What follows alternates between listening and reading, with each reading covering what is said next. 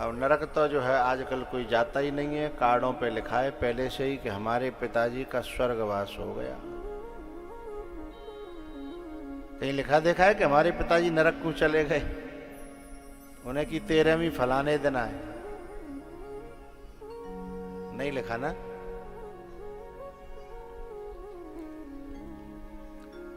अच्छा, दुख तब होता है जब क्षेत्र को जान्यो मान्यो गुंडा हो, बदमाश हो, दबंग हो, यानी कितने मारे धाड़े हों, और वो मरे और तौबा को छुरा लिखे कि हमारे पिताजी का स्वर्गवास हो गया। क्यों भैया टूंडला भाई हो?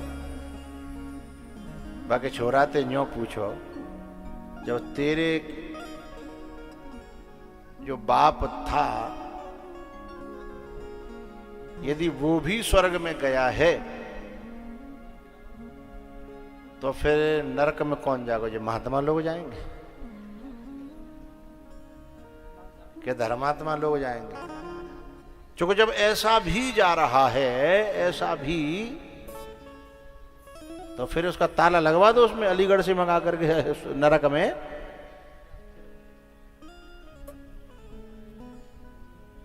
ऐसे ऐसे लोग लिखवाते हैं अपने बाप के लिए कि मेरे पिताजी का स्वर्गवास हो गया। कैसे कैसे कैसे कैसे? जिन्होंने गरीबों सताए, गरीबों के दिल दुखाए, गरीबों के दिल दुखाए, और जिन्हें सोची कि जी बेचारो भूखो मरेगो को प्यासो मरेगो, नेक दाव लगो और वह उधार दे दे, ले पी ले। और धीमे ते जब नेक पैसा बढ़न लगे, बोले अब नहीं दूंगा भाई, खेत नाम कर दे। अब पीने वाला तो कहा बाकी देर लगाते खेत नाम करे। वो तो हाथी को पड्डा समझता है, खेत को क्या समझेगा? एक राजा जा रहा था हाथी पे बैठ करके, पीने वाला रोड पे खड़ा, बोला ये पड्डा बेचेगा, कितने का है? हाथी उसे पड्डा दिखता है पीने के बाद, लिखवा लिया। और छुड़ाने का तो है नहीं, कछु दे कछु नहीं दे, और हड़प लिया। ऐसों की औलाद भी ये लिख रही है कि मेरे पिताजी का स्वर्गवास हो गया। तो फिर भैया नरक किसके लिए है? जिसने न अंग्रेजी छोड़ी न देसी छोड़ी, सब तरह की ब्रांडें पी। ये ब्रांडें क्या है? कीड़ों का जूस ही तो है। गुड़ को गला करके, गोबर को गला करके, जाने क्या क्या गला करके, उसमें जब कीड़े पड़ जाते इतनी बदबू आती है उस मलबे में। उस मलबे उस मलबे से जो बनाई जाती है वाष्पन करके, मैंने इसकी फैक्ट्री को देखा है। एक बोतल के बनाने में यानी कितने हजार कीड़े कढ़ाई में खौलाए जाते हैं। नहीं माने तो अब तो मोबाइल चल गया, खोज करिए, देखिए जरा, यानी कितने हजार कीड़े एक बोतल को बनाने में गरम कढ़ाई में डाल करके खौला दिए जाते हैं। एक होता है व्यक्तिगत कर्म, एक होता है सामूहिक कर्म। बाबा आ जाएगा, वक्तव्य में नहीं। सामूहिक कर्म होता है, एक व्यक्तिगत कर्म होता है। जैसे आप लोग कभी कहते, आपने देखा हुआ ना कभी, इकट्ठे आदमी जो है ना एक जगह जल के मर गए। अहमदाबाद की घटना ले लो, हवाई जहाज की घटना थी, है? अब आप लोग सोचोगे इतने सबने मिल करके थोड़ी कोई कर्म कर दिया। अरे भैया, न जाने कितने लोग मिल मिल के इकट्ठे कर्म कर रहे हैं, हैं? और ज्यादातर पीने वाले तो मिलके ही पीते हैं, इकट्ठा पीते ही नहीं है?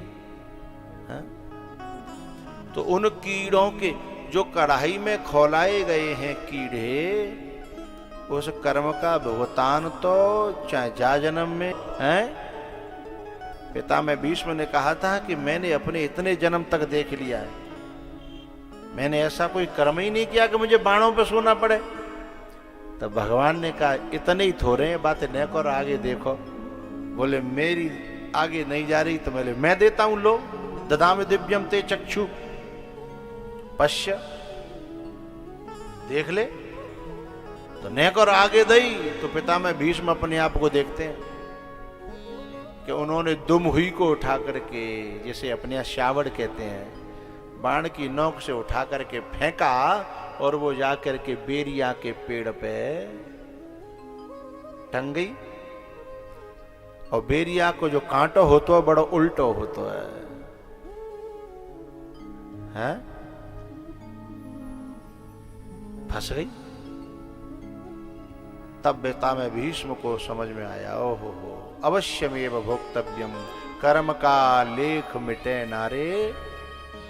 भाई कोई लाख करो चतुराई है, कर्म का लेख मिटे नारे। भाई तो जिन्होंने अंग्रेजी देसी ठर्रा घर में बनाई भाई, करेट के करेट खाली कर दिया, चुनाव में तो पार नहीं रह साहब। सवेरे को कुल्लू भाई थे, शाम को लंच डिनर जो ब्रेकफास्ट जो भी होता है सब उसी से। अब बा को छुरा लिख रहा है, हमारे पिताजी का स्वर्गवास हो गया है। ये भी कोई ट्रेन की सीट थी जो तूने रिजर्वेशन करा लिया था क्या? कि तेरा भी बाप जाए, ये भी जाएगा स्वर्ग में? अपराधों की चरम सीमा है।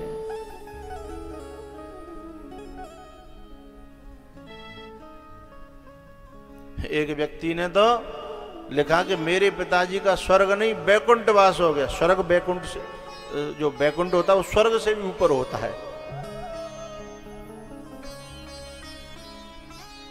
और पता है बाप मेरे परिचय में था और मैं खूब जानता और बाकी कारनामे भी जानता।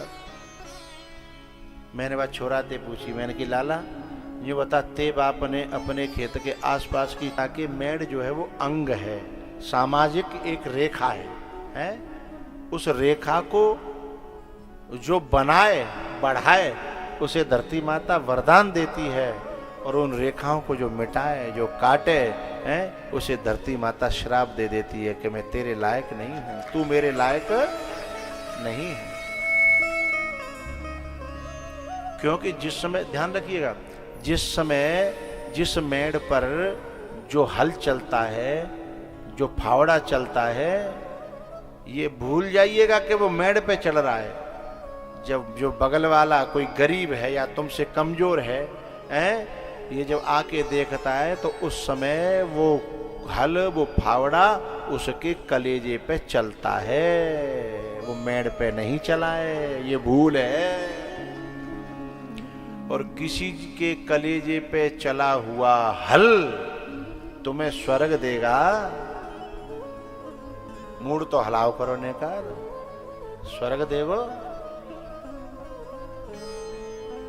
फिर क्यों लिखवा रहे हो कि पापा जी का स्वर्गवास हो गया? ये जो आसपास हमारे जो दगरे हतकाएं, क्या जी इतने ही चौरी हते का? कागज में इतने ही चौड़े थे क्या? एक जने से मैंने पूछी, मैंने कि क्यों भैया जी दगर इतना ही चौड़े? बोले कागज में तो 20 फुट को है।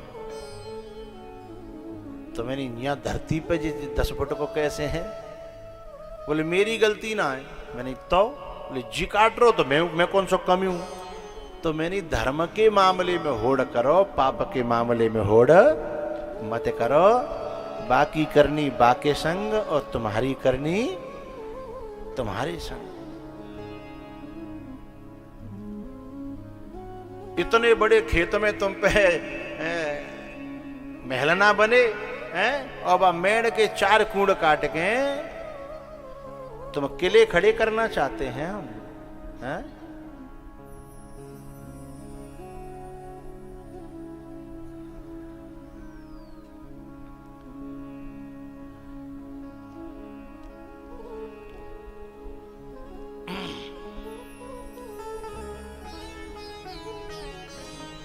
बड़ी प्यारी पंक्ति आ रही है, आपके दिल तक जाएगी। ये कहानी है दुनिया, हकीकत नहीं है। मैं आपको में से किसी को पूछूं कि आपके बाबा के ऊपर की 10वीं पीढ़ी का नाम बताओ, तो जगह बुलाना पड़ेगा। बाकी यहां लिखे रहता है, हमें तो याद नहीं है? कोई याद कर रहा है? लेकिन वो जो काट काट के दरगाह का हो, जो बुरे बुरे कर्म करके बिने अबू भोग रहा होगा कर्म को योनि में जाकर के, तो कहानी है, कहानी बन जाएगी। हम किसी दिन कहानियों में, कहानी भी तो उनकी बनती है जो बहुत बड़े धर्मात्मा, उदार और बड़े बनते हैं। ये ओछे कर्मों से कोई बड़ा बनता है क्या? हमारी तो कहानी भी नहीं बनेंगी।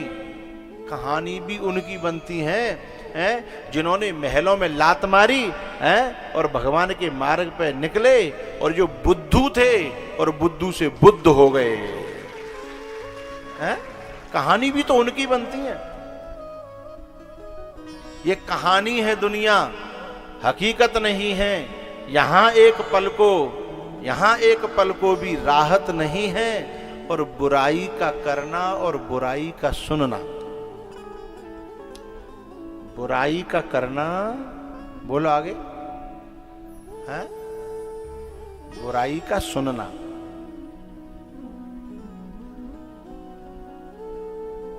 इसमें सब ले लो, मेड़ काटना, दारू पीना, गाली गलौज करना, दूसरे को सताना, दबंगई करना, ये सब बुराई का करना और बुराई का सुनना, ये सिर्फ आदत है लोगों, जरूरत नहीं है।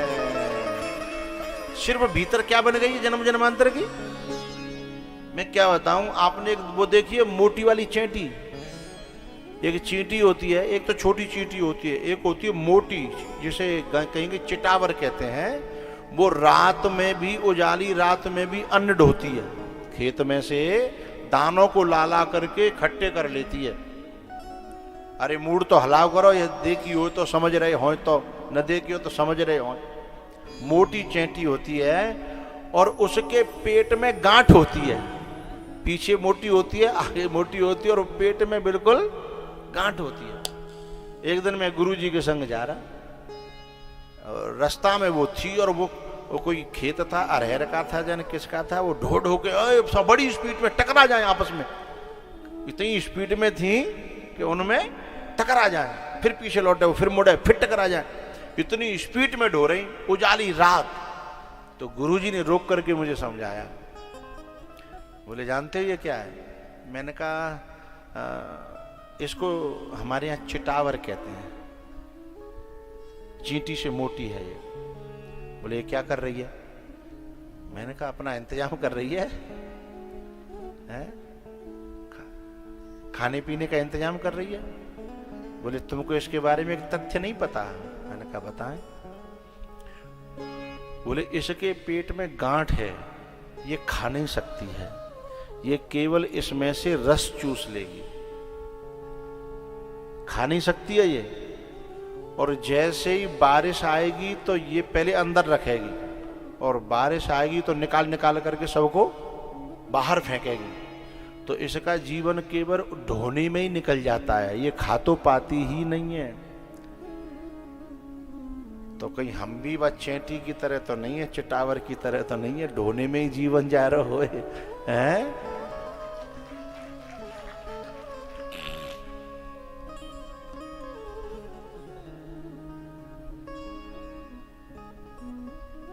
सच में जो व्यक्ति अपने जीवन में जितना खा पाता है, क्या उतना ही ढो रहा है? ना,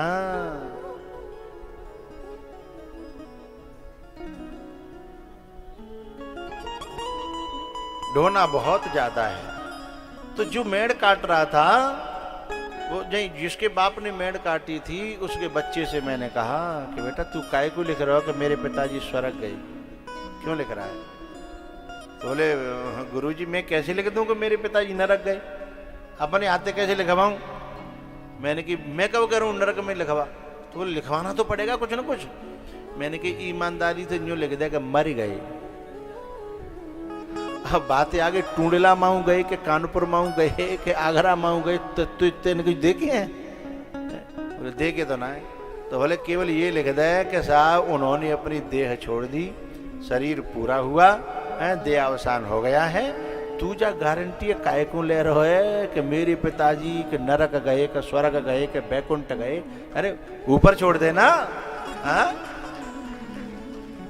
अरे बोली ऐसा तो मैंने सोचा ही नहीं था। हाँ?